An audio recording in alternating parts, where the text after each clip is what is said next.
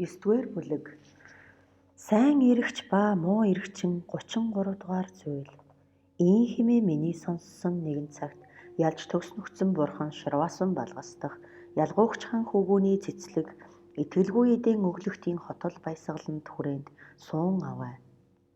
Тэр цагт Девдад тойм болбоос бээр олзод тачааснаар завсаргүй үйлсээр бурхныг дарах ба хөлтөн модны хугархайгаар хатгах ба тариачин зааныг тавих ба бурсан хуургуудыг ховлох ба цоврал барсан аяг дахимлагуудад хор үйлдсэн ба тэдгээр нүгэлт үйл хойд төрлийн ач үрийг санаж айгаад тэрс үзэлтэн нарын 6 багш нарын дэргэд одоод ном айлтгасанд тэртийн нарын 6 багш бэр нүглийг үлдвэс бэр нүгэл үл болох буян үлдвэс буян үл болох тийм муу үзлийн номыг үзүүлсэнд тэдэнд итгэл барьж буйны үнсийг таслав.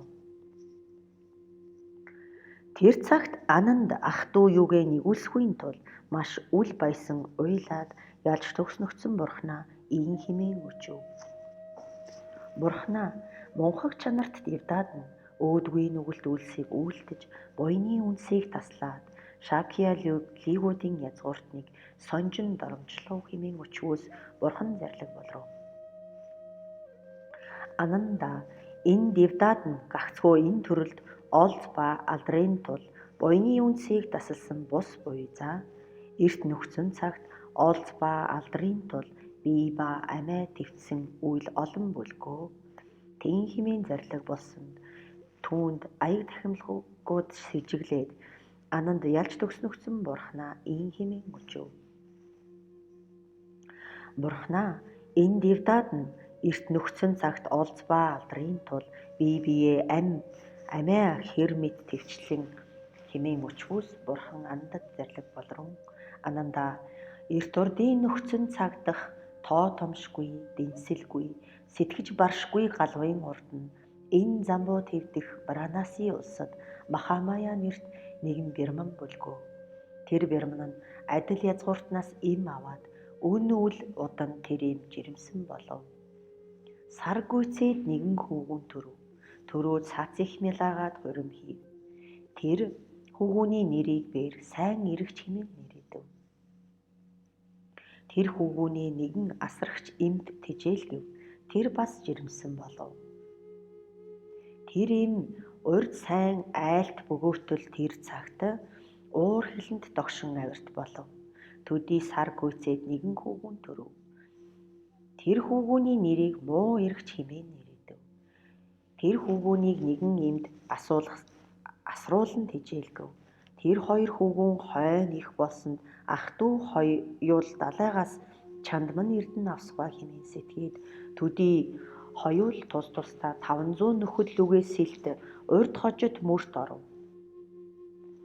Мөрт ороод 7 хоногт хүнсээ барж аминд хүрсэнд сайн эрэгч тэргүүлэн олон худалдаачин ядаад хамаг тэнгэр нарыг тахив. Тэндээс илчилгүй нэгэн цөл газарт хүрсэнд холоос нэгэн сайн модыг үзээд хамаг бүгдээр тэр модны дэргэд одсонд тэр модны дэргэд нэгэн сайн булаг буй ажгүй хамаг худалдаачин тэр булгаас уугаад бид тэнгэрийн тахсны бэлэг энэ буюу хэмээн өгүүлсэнд тэр тэнгэр биеэр үлж ил болж ийн өгүүлв. Ай худалдаачин хөвгүүм та бүгд энэ модны гишүүг огтолоос таны хамаг хүсэл ханах бол юу хэмээн өгүүлсэнд төдий тэр худалдаачин нэгэн гишүүг огтолоос амтад ундаа гарав. Бас нэгэн гишүүг огтолоос 100 амтад элдэв идээ гарав. Төдий хамаг бүгд тэр идээг идэв. Ундааг хандалв. Бас нэгэн гишүүг огтолоос элдэв зүйл дээл гарав. Тэдгээр эрднэр хамаг ачааг гүйцэв. Тэндээс муу эрэгч тэргүүлэн худалдаачин хурж ирэв. Эд урд худалдаачид тэр модны гишүүг огтолсноор хамаг ачааг гүйцэтгэл элдэв эрдэнэ гарсныг үзээд ийн сэтгэрв. Миний ах төрүүлэн эдгээр урд худалдаачийн нүгдээр энэ модны гишүүг огтолж хантал эрдэнсийг олсон ажгүй.